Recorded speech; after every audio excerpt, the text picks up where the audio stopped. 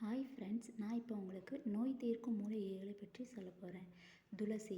துளசி செடியின் இலைகளை கொதிக்க வைத்து ஆவி பிடித்தால் மார்பு சளி, நீர்க்கோவை, தலைவலி நீங்கும். துளசி இலைகளை எலுமிச்சை பழச்சாறுடன் அரைத்து பூசினால் படை நீங்கும்.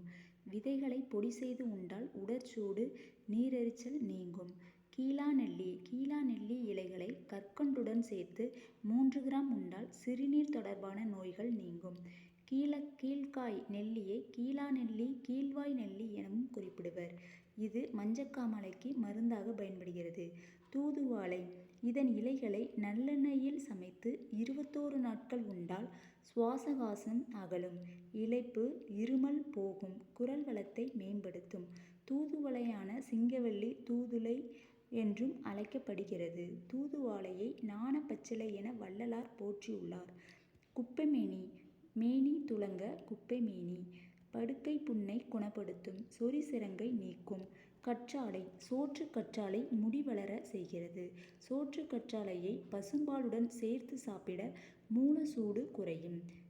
கற்றாழைக்கு குமரி என்ற வேறு பெயரும் உண்டு. பெண்களின் கருப்பை சார்ந்த நோய்களை நீக்குவதால் குமரிக்கண்ட நோய்க்கு குமர் கொடு என்பர்.